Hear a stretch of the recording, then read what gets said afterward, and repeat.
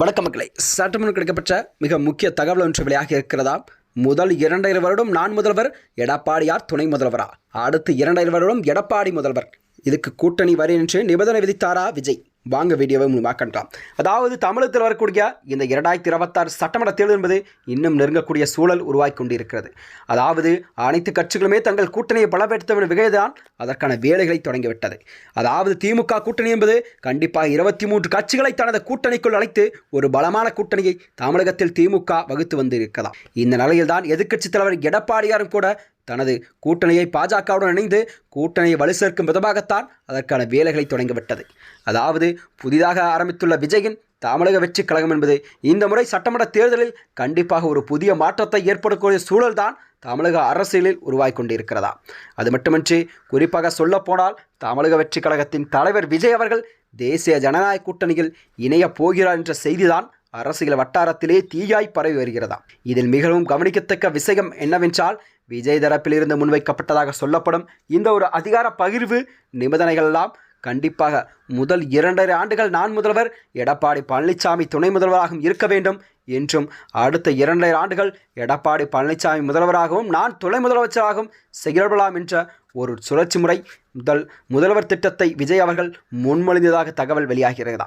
இந்த தகவல் என்பது ஒரு அதிகாரப்பூர்வமாக உறுதிப்படுத்தவில்லை என்றாலும் கூட்டணி பேச்சுவார்த்தைகளில் இது ஒரு முக்கிய அங்கமாகவும் ஒரு முக்கிய நிபந்தனையாகவும் விதிக்கப்பட்ட செய்தியாகத்தான் பார்க்கப்படுகிறதா.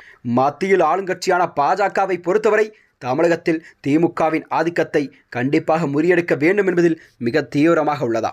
குறிப்பாக அமித்ஷா போன்ற ஒரு மேலிட தலைவர்களெல்லாம் விஜய் போன்ற ஒரு மக்கள் செல்வாக்குமிக்க இளைஞர்கள் மற்றும் நடுநிலை வாக்காளர்கள் அவருக்கு அதிக அளவில் காணப்படும் சூழல்தான் தமிழகத்தில் உருவாகி கொண்டிருக்கிறதா.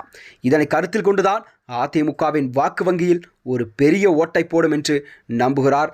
அதாவது விஜய் மற்றும் எடப்பாடி பழனிசாமி ஆகிய இருவரும் இணைந்தால் அது ஒரு தமிழகத்தில் ஒரு பலமான கூட்டணியாக அமையும் என்பதால் விஜயின் இந்த நிபந்தனைக்கு அமித்ஷா அவர்கள் பச்சை கொடி காட்டியதாக கூறப்படுகிறதா. அதாவது தமிழகத்திலே பாஜகவால் கால் பதிக்க வேண்டும் என்றால் இப்போதைக்கு ஒரே பெரிய முகமும் ஒரு வலுவான வாக்கு வங்கியும் தேவை என்பதை உணர்ந்துள்ள டெல்லி தலைமை விஜயை எப்படியாவது கண்டிப்பாக தங்கள் பக்கம் இழுக்க வேண்டும் என்று அதற்கான வேலைகளை டெல்லி தலைமை செய்து கொண்டிருக்கிறதா. இருப்பினும் கூட இந்த நிபந்தனை என்பது அதிமுக பொதுச்செயலாளர் எடப்பாடி பழனிசாமியை ஏற்றுக்கொள்வாரா என்பதுதான் தற்போதைய ஒரு மிகப்பெரிய கேள்விக்குறியாக பார்க்கப்படுகிறது. அதாவது அதிமுகவின் எப்பொழுதுமே கூட்டணி ஆட்சி என்று அமையாது சொல்லிக் கொண்டிருக்கும் எடப்பாடி பழனிசாமி விஜய் அவர்களை கூட்டணி சேர்த்தால் அவர் துணை முதலமைச்சர், 2.5 ஆண்டு காலம் 2.5 ஆண்டுகள் நான் தான் முதலமைச்சர் என்று கண்டிப்பாக இந்த நிபந்தனையெல்லாம் எடப்பாடி அவர்கள் ஏற்றுக்கொள்வாரா என்ற மனநிலையில்தான் தற்போது ஒரு கேள்விக்குறியாக பார்க்கப்பட்டு வருகிறது. தமிழகத்தை பொறுத்தவரை 2026 சட்டமன்ற தேர்தல் என்பது கண்டிப்பாக தமிழகத்தில் ஒரு முக்கிய மாற்று ஆட்சியாக கண்டிப்பாக அமையும் என்பதில் ஒரு கேள்விக்குறியாகும்.